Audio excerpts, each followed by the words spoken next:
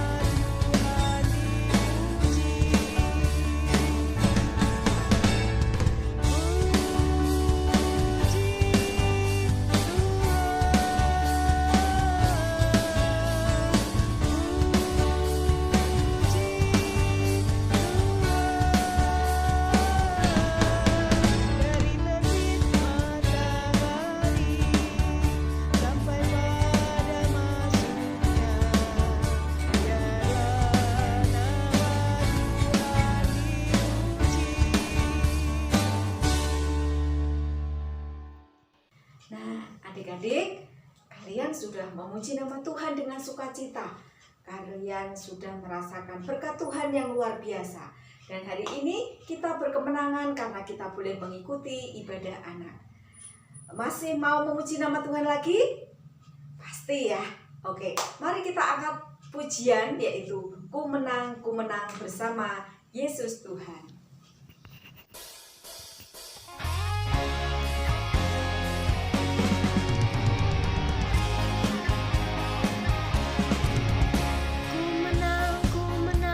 Bersama Yesus Tuhan, ku menang di dalam peperangan, ku menang atas segala setan. Haleluya, haleluya, ku menang. Haleluya, dia bangkit.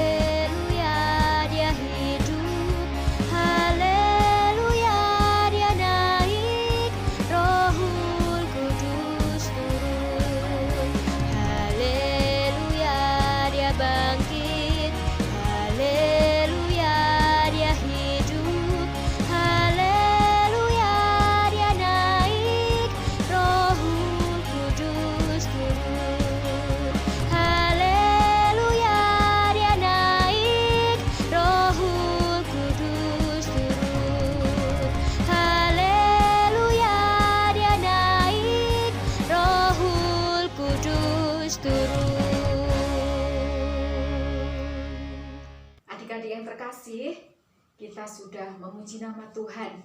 Nah, sekarang mari kita berdoa terlebih dahulu.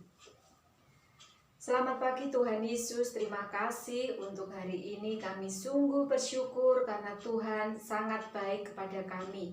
Hari ini Tuhan, kami boleh bersukacita memuji nama Tuhan, menikmati berkat-berkat yang Tuhan telah siapkan buat kami. Kami menyerahkan ibadah anak pada pagi hari ini ke dalam tangan Tuhan. Engkau yang akan pimpin kami dari awal sampai berakhirnya ibadah anak pada pagi hari ini. Kami juga siap untuk bersama-sama belajar, untuk membaca firman-Mu, supaya firman yang kami dengar hari ini menjadikan hidup kami semakin baik. Biarlah kami boleh dan mampu melakukan setiap firman-Mu. Tuhan akan tolong dan Tuhan berkati yang akan menyampaikan firman-Mu. Roh Kudus menolong dan memampukan. Di dalam nama Tuhan Yesus Kristus kami telah berdoa dan mengucap syukur. Amin. Adik-adik yang terkasih, setelah kita memuji nama Tuhan dengan sukacita, tiba saatnya kita akan bersama-sama mendengarkan firman Tuhan. Tetapi kita akan menyiapkan hati kita supaya Roh Kudus menolong kita. Kita akan angkat satu pujian, yaitu firman-Mu, pelita bagi kakiku.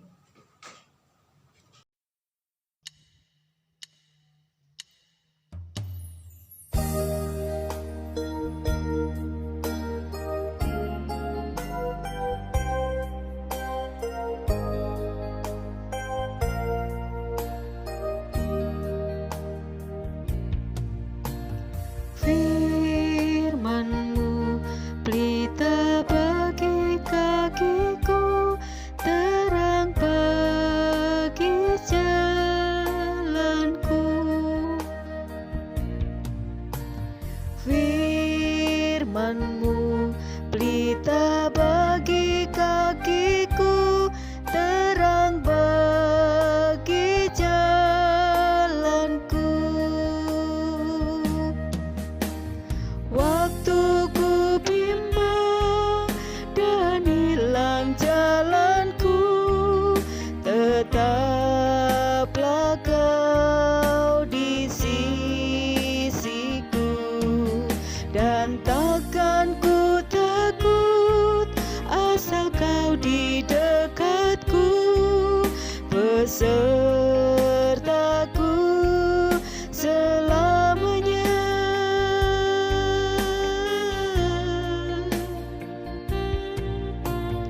Firman-Mu, pelita bagi kakiku, terang bagi jalanku.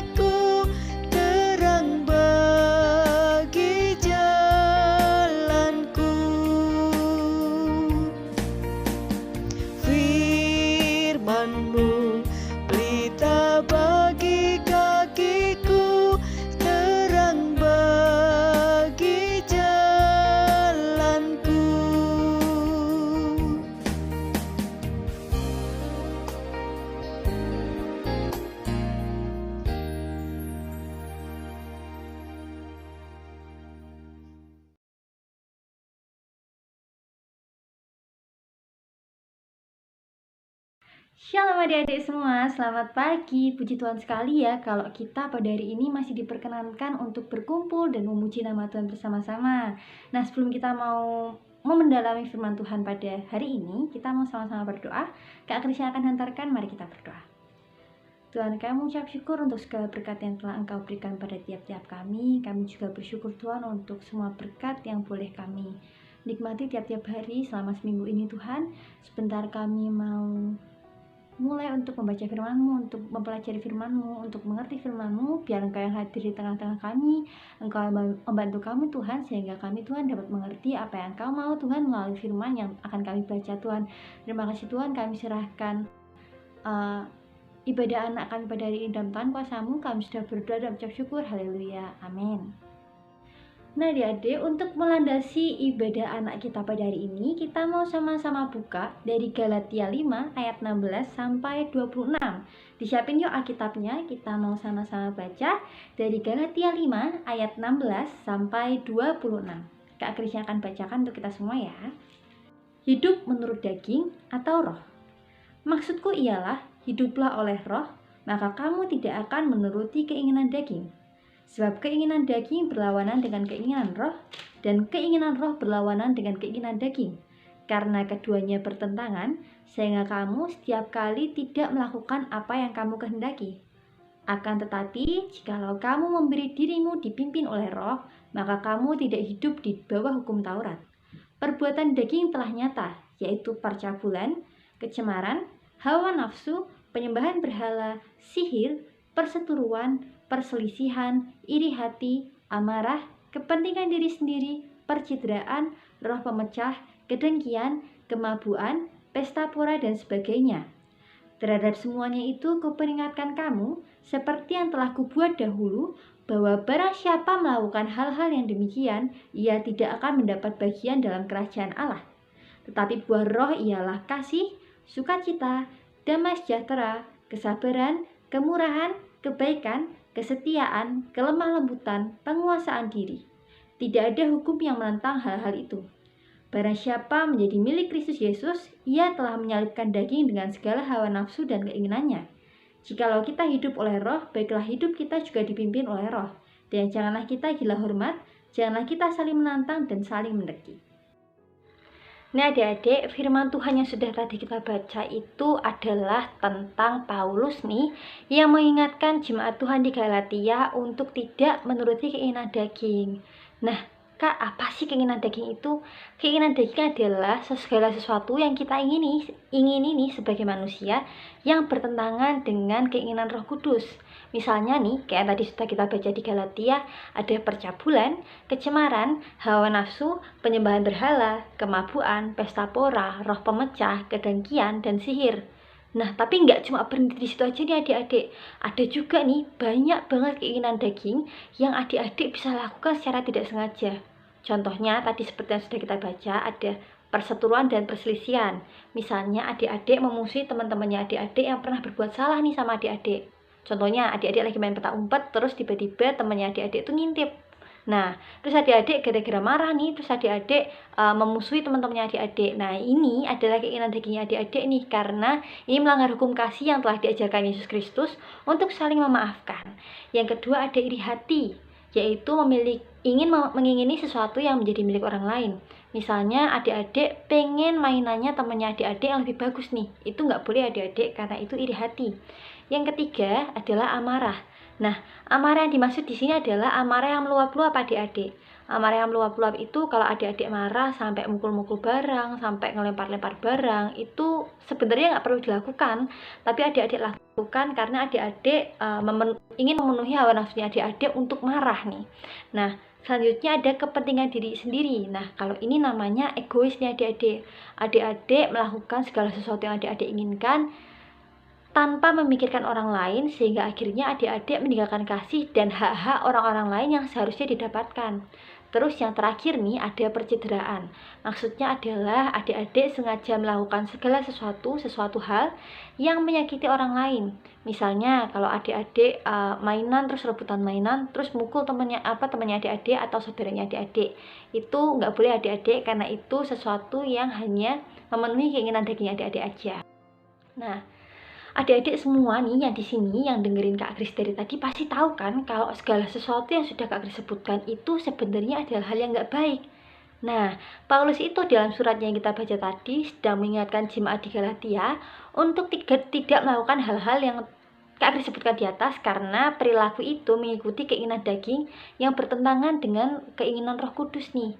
Perilaku-perilaku itu adalah perilaku yang dilakukan oleh bangsa-bangsa, orang-orang yang tidak mengenal Tuhan.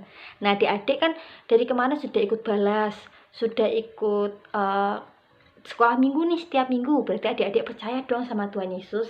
Nah, kalau adik-adik mengaku kalau adik-adik itu percaya sama Tuhan Yesus, harusnya yang adik-adik lakukan adalah kehendak Roh Kudus, yaitu saling mengasihi, berbuat baik, dan lain sebagainya. Bukan lagi keinginan daging yang maunya tuh menyakiti orang, menyakiti diri sendiri, sampai akhirnya adik-adik melanggar hukum kasih nih. Nah, seperti contoh keinginan daging yang sudah Kak Kris sebutkan tadi, jelas sekali adik-adik bahwa meskipun nih surat Paulus ini dituliskan beribu-ribu tahun yang lalu, pada kenyataannya nasihat dari Paulus ini masih bisa dipakai nih sampai sekarang.